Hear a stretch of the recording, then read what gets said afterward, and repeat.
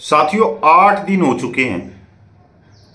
पाकिस्तान ने बीएसएफ जवान को वापिस भारत को नहीं लौटाया।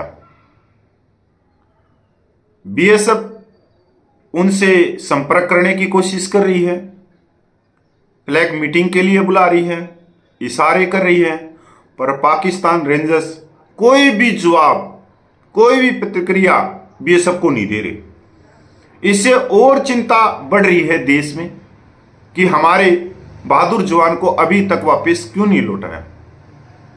साथियों, मैं और आप तो महसूस कर सकते कि उस परिवार पे क्या गुजर रही होगी इस समय। अब उनका परिवार भी पश्चिम बंगाल से चल के पंजाब में पहुंच चुका है। उनकी गर्भवती धर्मपत्नी और 8 साल का बच्चा भी आ गए हैं, क्योंकि चिंता तो होती है भाई, क्योंकि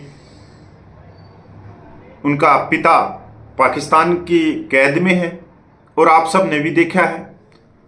साथियों, उनके 8 साल के बच्चे ने जो बात कही है कि हमारा सब कुछ ले लो पर मेरे पिता को छोड़ दो, ये इतनी बड़ी घटना है कि ये नेशनल मीडिया में आनी चाहिए, पर नेशनल मीडिया इसके बारे में एक शब्द भी नहीं बोल रहा, वो और किसी चीज में ही लग रहा है। साथियों,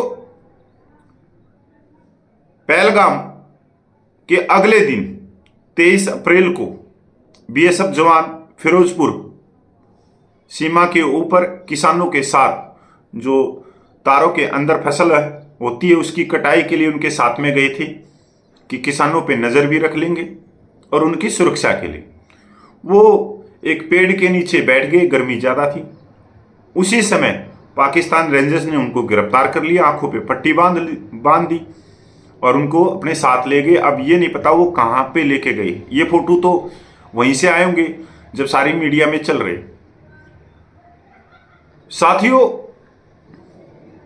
आज सरकार को पूरा दबाव बनाना चाहिए और पूरा ध्यान बीएसएफ जवान की रिहाई पे लगाना चाहिए।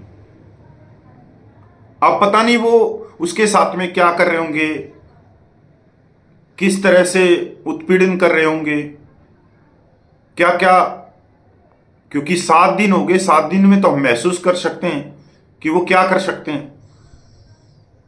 आप सबको मालूम ही कि करगिल वार में हमारे सैनिकों के साथ में क्या किया था। साथियों, हमारा एक पहले भी जवान उनके कब्जे में है, जिनको वो ईरान से उठा के और उसको जासूस बना के और उसको फांसी की सजा पाकिस्तान कोर्ट दे चुकी है, जो मिलिट्री कोर्ट है। उसके बाद में अंतर्राष्ट्रीय कोर्ट ने उस पर स्टे लगाया हुआ। कुलभूषण, आप लोगों को याद हो तो, जो नेवी के ऑफिसर थे और रिटायर थे और वो अपने बिजनेस के लिए गए हुए थे, वहाँ से ईरान से उनको गिरफ्तार करके और पाकिस्तान में, उस पर भी हमने बहुत ज़्यादा दबाव बनाना चाहिए। पर जब मैं देखता हूं कि नेशनल मीडिया में तो ये खबर चल ही नहीं रही और जो हमारी बीएसएफ है वो बार बार उनको फ्लैग मीटिंग के लिए बुला रही है, तो पाकिस्तान रेंजर्स कोई जवाब ही नहीं दे रही बीएसएफ की बात का, क्योंकि ये तो तारबंदी का मामला है।